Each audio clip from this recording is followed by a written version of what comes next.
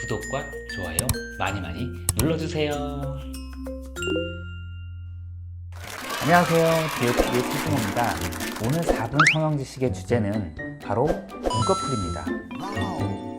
두꺼운 눈꺼풀과 얇은 눈꺼풀, 어떤 것이 좋은지 한번 알아보도록 하겠습니다. 자, 바로 시작할게요. 두꺼운 눈꺼풀과 얇은 눈꺼풀, 과연 어떤 것이 더 이쁠까요? 바로 얇은 눈꺼풀입니다. 가끔 보면 무쌍으로도 예쁜 눈이 있죠. 예를 들면 피겨 요정 김연아 선수라든지 배우 박소담 씨라든지 김고은 씨, 이런 분들은 쌍꺼풀이 없더라도 눈꺼풀 자체가 얇기 때문에 예쁘고 청순한 느낌을 줄 수 있습니다. 하지만 만약에 이분들이 눈꺼풀이 두껍고 지방이 많았다면 아마도 저희 병원에 오셔서 쌍꺼풀 수술을 받으실 거예요. 이렇게 눈꺼풀이 얇고 눈꺼풀 연부 조직이 얇은 분들의 경우는 쌍꺼풀이 굳이 없더라도 예쁜 눈 모양이 될 수 있는데요.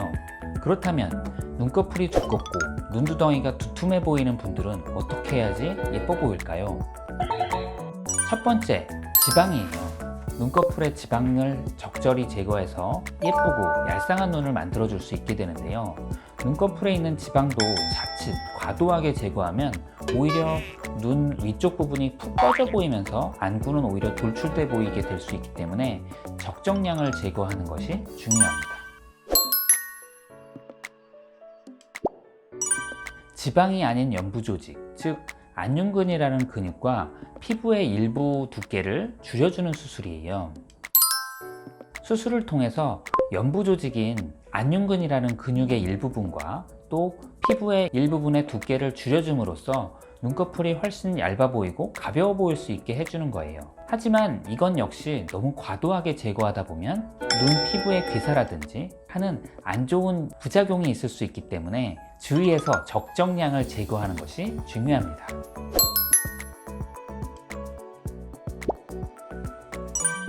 쌍꺼풀 수술을 해주는 거예요. 눈꺼풀이 두툼하신 경우에는 쌍꺼풀 수술을 해줌으로써 입체감을 주고 더 또렷한 느낌을 주게 돼서 훨씬 더 예쁘게 만들어주는 겁니다. 그럼 눈꺼풀이 두꺼우신 분들의 쌍꺼풀 수술 방법을 알려드리도록 하겠습니다. 절개법 쌍꺼풀입니다. 절개법 쌍꺼풀은 눈두덩이에 메스로 절개를 하고 두꺼운 근육층과 피부층의 일부를 적절히 제거를 한 후에 안쪽에 있는 두꺼운 지방 적절히 제거하고 눈꺼풀 판과 피부를 연결해주는 키 고정을 몇 개 해준 후에 봉합하는 방식의 쌍꺼풀입니다.